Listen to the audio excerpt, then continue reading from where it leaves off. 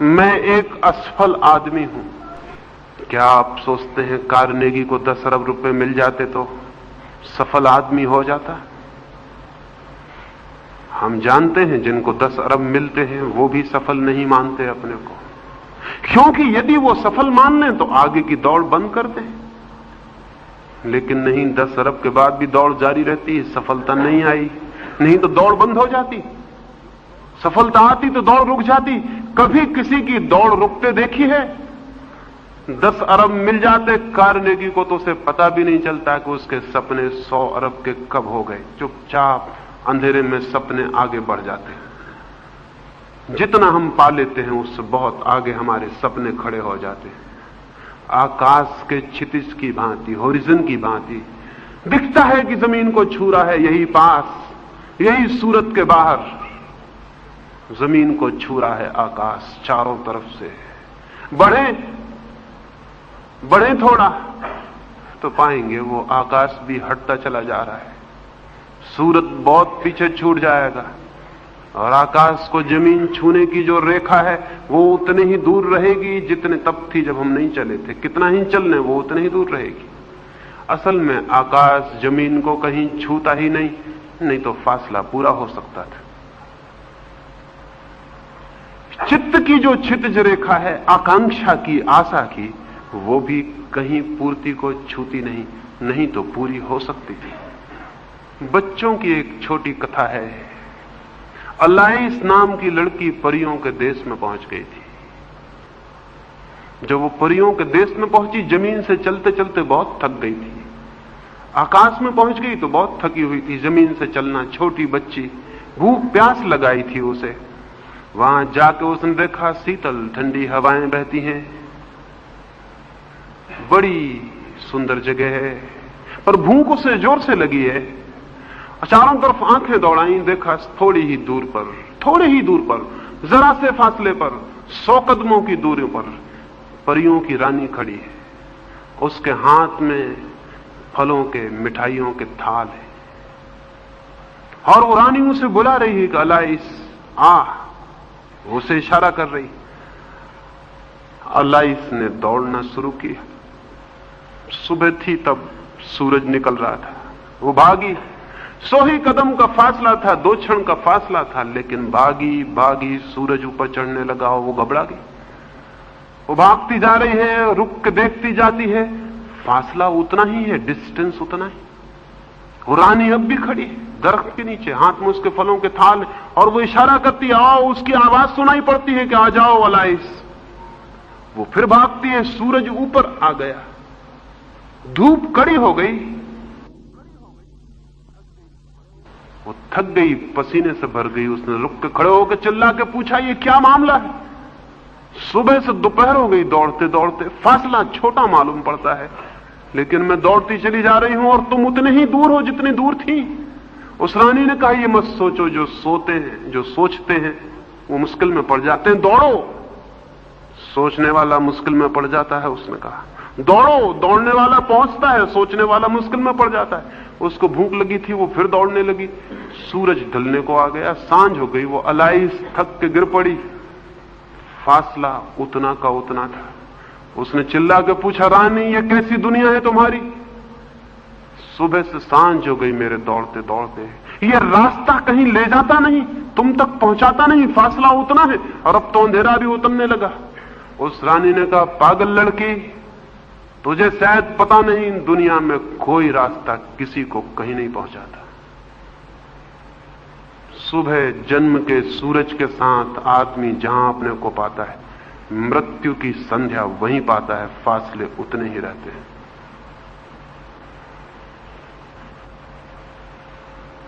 फासले उतने ही रहेंगे, दौड़ने से पूरे नहीं होते।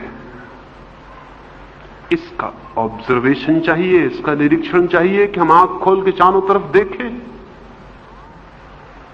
आंख खोल के जो देखेगा वो आदमी धार्मिक हुए बिना नहीं रह सकता। लेकिन जिनको हम धार्मिक जानते हैं वो तो आंख बंद करके बैठ जाते हैं। आंख बंद करने में धर्म नहीं, आंख ठीक से पूरी खोलने में धर्म है। आंख बंद करना एक तरह की मौत है। आंख बंद करना एक तरह की सुसाइड है, आत्महत्या है। क्योंकि जो आंख बंद करता है वो तथ्यों के जगत से टूट जाता है, और उन्हीं तथ्यों के निरीक्षण में छिपा है सत्य। उसी में जो सब तरफ फैला है, उसी में देखना है ठीक से। उसमें हम ठीक से नहीं देख पाते, इसलिए अर्थ मालूम होता है। ठीक से देख पाएं, अर्थ विलीन हो जाता है। राइट ऑब्जर्वेशन चाहिए, सम्यक दृष्टि, ठीक ठीक आंख चाहिए देखने वाली। ठीक आंख का पहला लक्षण है निष्पक्ष, अनप्रेजुडिस्ड। पहला, बिना किसी पक्ष के। दूसरा लक्षण है सरलता से, सहजता से जो तथ्य है उसको देखना। सिद्धांतों के माध्यम से जो तथ्य को देखता है वो तथ्यों को कभी नहीं देख पाता,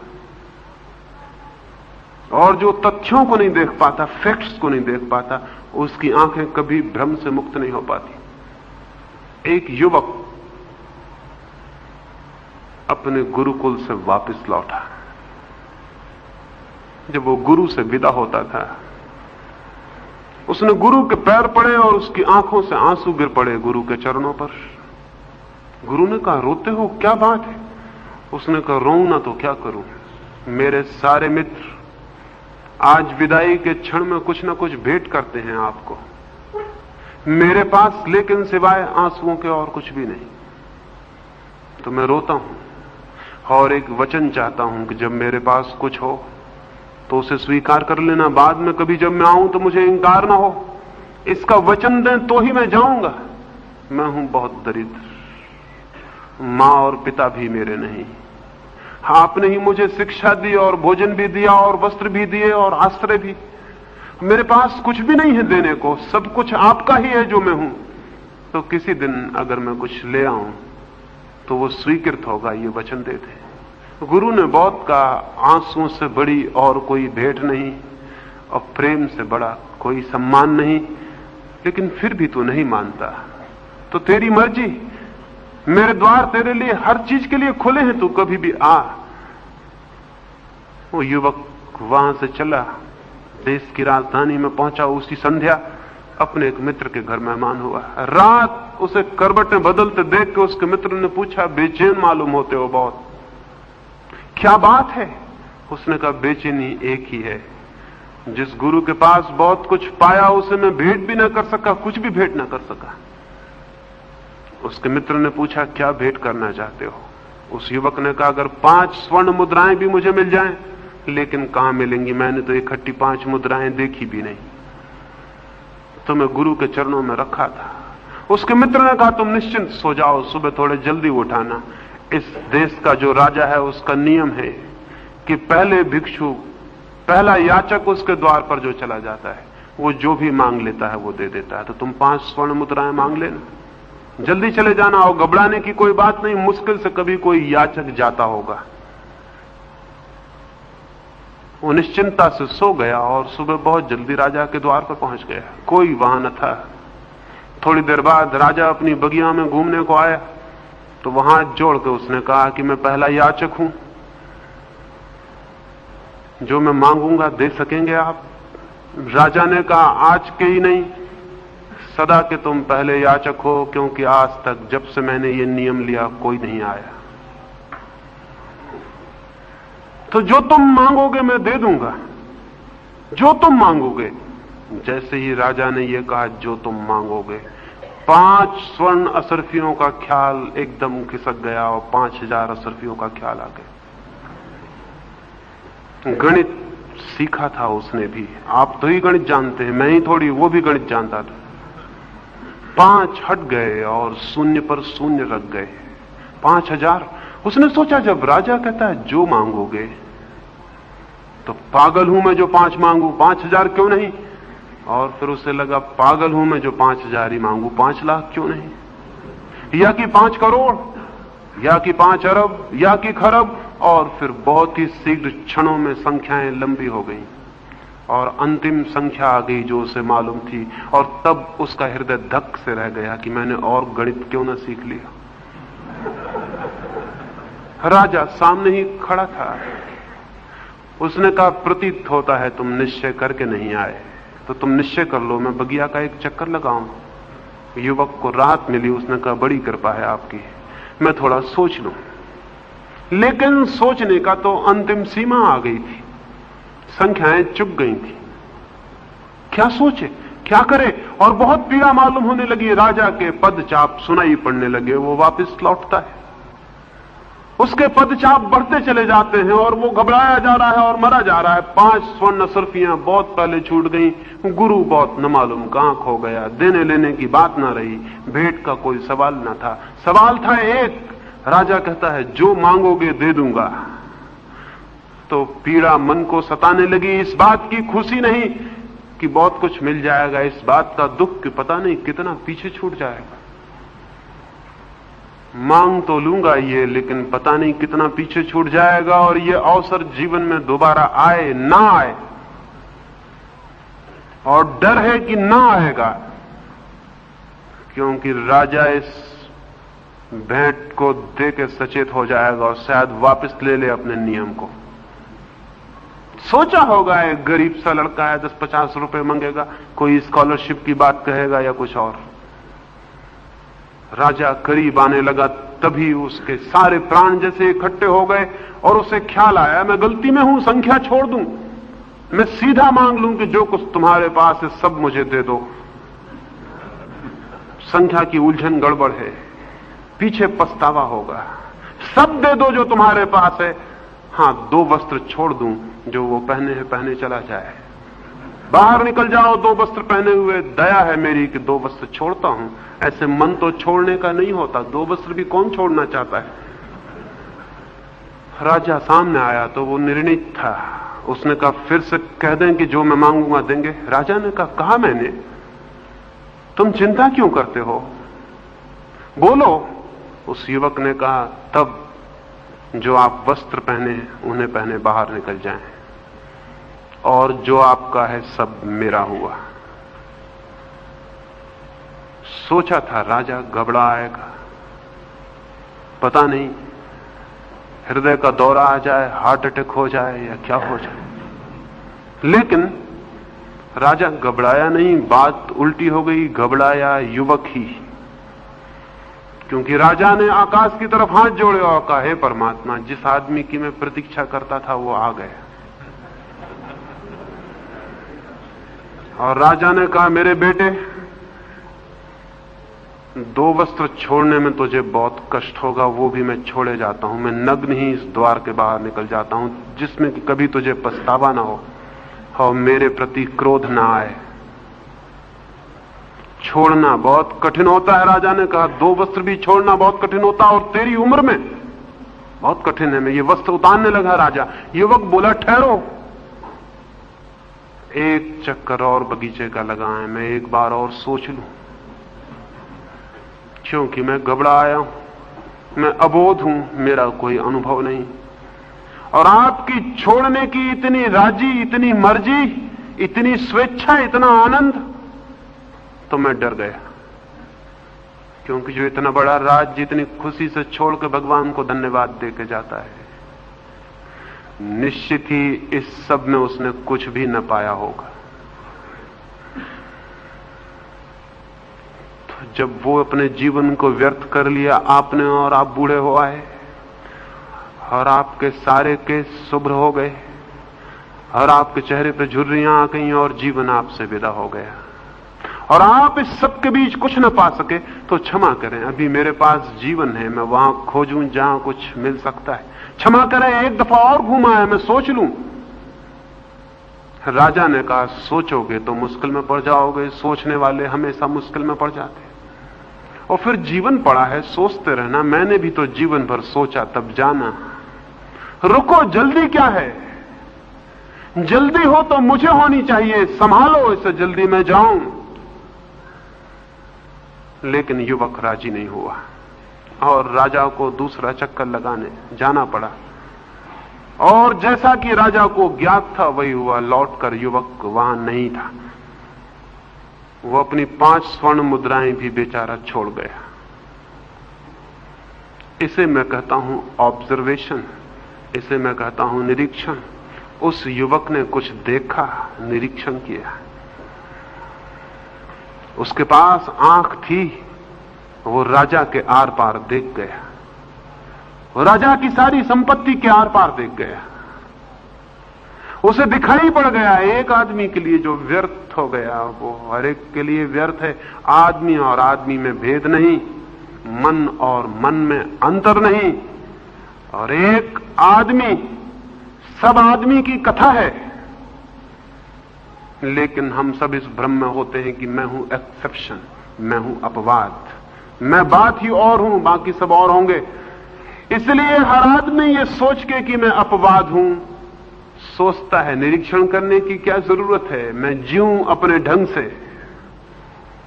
नहीं, कोई मनुष्य अपवाद नहीं है। मनुष्य की कथा एक है, मनुष्य के चित्त की कथा अलग अलग नहीं, और उसके चित्त के नियम एक हैं, भिन्न नहीं। 10,000 वर्षों में अगर कोई अनुभव मनुष्य के सामने निरपवाद रूप से खड़ा हो गया है तो वो ये कि जिन्होंने बाहर खोजा उन्होंने कुछ भी नहीं पाया।